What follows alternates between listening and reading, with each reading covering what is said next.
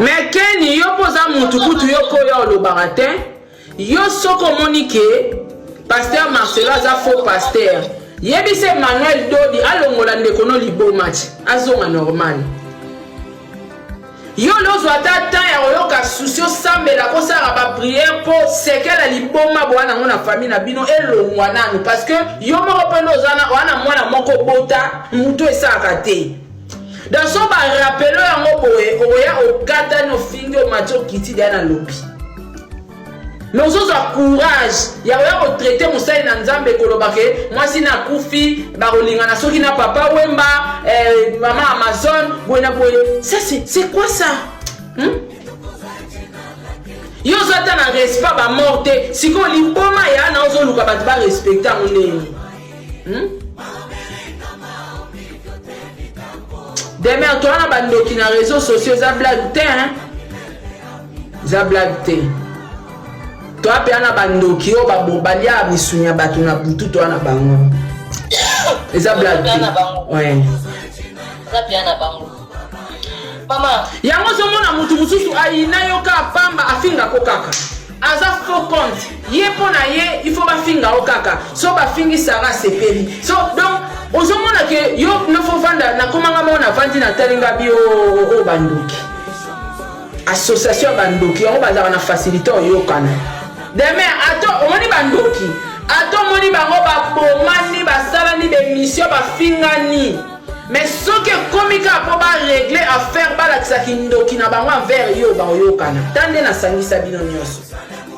Zoba wana bosani ki asali 6 ans na poto za mukanda te mutakenda obomele nzela mama Kongo o tema mabe o non ko o no youtuber mote atelema to bebisa ngunda muninga. Mutabomele ngunda mais pona Eza Sarah et toi la Sarah zo briller au sangano préféré sangana na moto a pomela o mukando koma clochard na poto zo tambola sans abri. Non bo sangani te ekira bando ki bo sangana. Ngana zaranga. Sarah lobby arrivé ça qui arrivé encore ya maman Blanche.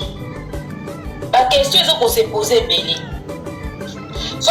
Maman Blanche, Nzamba kopesa ye mwasi mususu po aza déjà. Marcelo Lobaki yango. Marcelo lobi ke ato fandi na mwasi combien d'années ato linga kiende nini. Soka aza destiné na ote Nzamba kolongole pembeni. Il a dit yonde muto comprendre te mais ye moko na batu mususu ba comprendre ngo. Point barre. Vous comprenez? Nga loko swinga sukoyo to na ebisa kibino ke boko mona mukonzi kuda na matanga wana bondima kinga bondimenga te na sebino matanga ne matanga présidentielle siko allez comprendre que un président de la République batu bazo kufa na wenze moko na Kinshasa wana kunga ezwa ba mama batu botala baso bazo la muka bazo kenoluka peine du jour pona bana na bango basali lisumu te bake kata mabele te bake kata libumu te bake baksa masoko te bake koluka bilie ya bana na bango. Mais comme mboka wana eza mal construit, comme bansinga courant eza protégé te et boma bango bomona chilomba kenda bomona chilomba se déplacer bomona ye mais ce qu'on peut la présent na bino là où il se déplace ton ese bino ke matanga wana eza matanga ya niveau na bino te eza matanga ya bato ambo so tali très bien na dire en baroute na muko na témoigner ayebise ke ndena okena na ozonga voilà o bible lobike mutu mo ayebi luni kwa mukolo na ete voilà ayebi nicho même vidéo mon récente azolo bakeno voilà bible ngai nazo na bible et lobby on connaît ni jour ni l'heure ça il faut une salle sur l'intelligence ici to kuta wapi ni yeso aboya ni data diwa so ba tout ba yebi data diwa ba ko se préparer bato ba yeba mingi ba data diwa eza bato science ok o ba yeba mingi ki na ko c'est vrai oui c'est les gens scientifiques qui connaissent qu'il y a okufa date parce que monde a tenu de préparer et ko yebi so ki eta ekoki c'est vrai oui mais comment est-ce que pasteur Barout c'est ayeba ki non c'est ok, c'est une question quand même. N'habitez au quota. Tu n'as qui de droit gâté. C'est principe. Alors, ceux qui disent que même tatouage le bagage est évident. Joël Tatou. Ok. Donc, il y a une alanda qui est en haut. Étrangers, parce qu'un humain ne peut pas connaître la date, parce que nous avons sauté. Voilà. Ceux qui ont évidemment, on s'est préparé, c'est ce que nous avons raté. Voilà. Alors, ceux qui disent. Papa et Maloba qui avaient un coup sur le podium. Un coup sur le podium. Aïe, puis Mamonaï. Dieu est souverain. Personne ne connaît la date de la mort. De rien ne connaît les jours de l'enlèvement. Ce que moni mutabandi we ba date ya diwana yi. C'est-à-dire mutana za na biloko msusu. Aza nzambete? Ana biloko msusu. Biloko nini? Ko balia fufu. Il est dans le ciel occulte, il est dans le noir. OK. Ouais.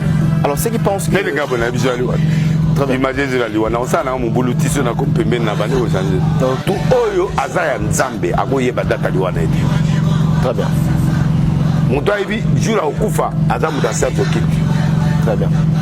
Voilà. Ce sont des signes de science occulte. Et nous va se faire non parce que magambo ba te béré ba raté yo kundo la rappel. Mais ça bongo na lobby hein. Tato lobby aibi date liwana. Ah lobby aibi onde. Pastor mela makasi. OK. Nzamba zo loko. Ongana ngana aibi na ngate. Jésus a yeba ki date liwana parce qu'à Dieu.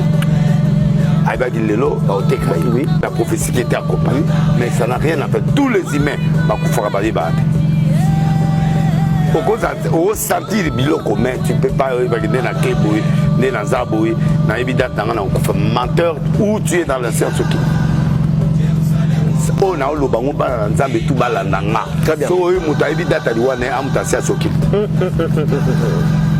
D'accord.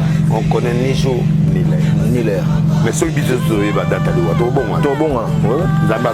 ah là c'est vrai, mystère les insultes. Là c'est c'est accompli. OK. C'est ça. Pour OK ça va salir dans ça la table. On va le par là.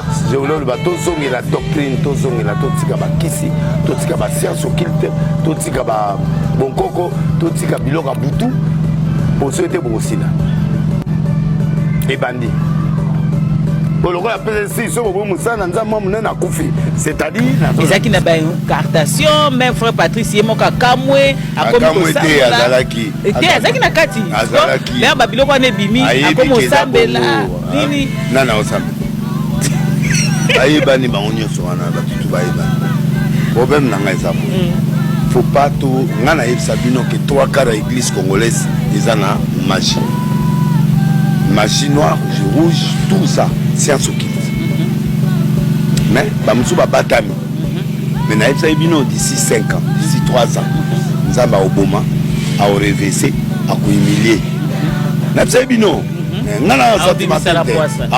a poisson. Maman, je conseille le bêta mat. Yo zo le bêta concerne aux pasteurs, aux na bateau balingako. Tu vois, Net Moïse Mbien, c'est un chanteur qui est aimé, pas comme pasteur. À la public, il y a musique qui passera. Pour passer les l'homme, oui, la matin, il y a net bamfumo to vandi boye, les l'homme. Mais Oyemba, il a le public, n'a ngapé, n'a fanatique, n'a peut se copain. Mais si koyo yo moko créer babiloko pesi batu tout et logo na yo. OK ça podium ya triangle. Or biso nyonso to tanga ba science occulte to yekola comment s'en sortir da biloko. Au podium ya triangle. Déjà ba ko critiquer en parce que ba yebi que podium au ça no podium normal na base normal to rotia so biloko no ya ngeli tia mais ezala nango carré normal.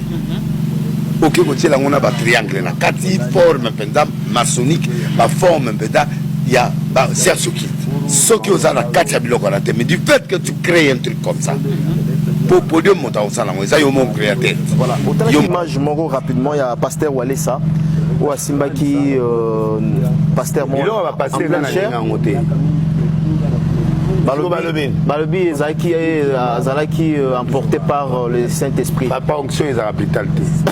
On se fait à oh, onction est à vitalité. C'est la douceur. C'est le Saint-Esprit. Onction est la capacité divine en toi. La capacité divine en toi. Yesu tanga beta batu ba fi mon âme. Wana eza molimo ta. Il est fâché parce que batu bazoko zo temple comme place à côté. Il s'est énervé contre les apôtres. Arrière de moi, Satan, jusqu'à quand je serai avec vous. Il est fâché par rapport à l'incompréhension, par rapport à la lanterne des apôtres de ne pas comprendre Jésus. Tu n'as qui sujet. Jean-Baptiste. Comment il y a l'ingandé? Il y a l'apôtre Nangaï. Il y a qui sujet Jean-Baptiste. Au moins, tu me santé. Très bien. Voilà. Alors, l'onction, il y a Brital et Outia. Namolo pasteur Bel Bazin Nzambe te ya prophète papa na lobi boye mikolo nyoso Nzambe ayebisa ngana yebisa bino na yebisa bino bo mona ba revese o to benga Nzambe mo o revese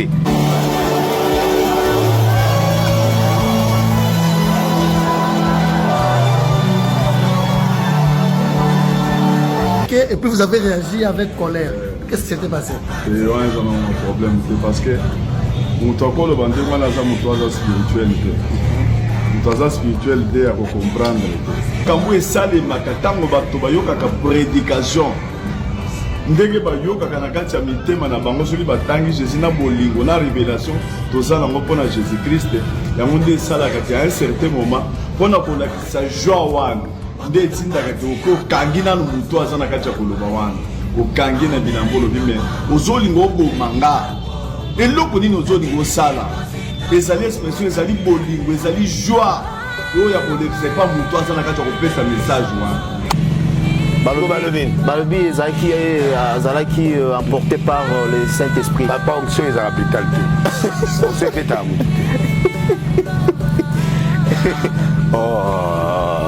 te onction ezala vital te c'est la douceur c'est le Saint-Esprit onction ezali capacité divine en toi. La capacité divine.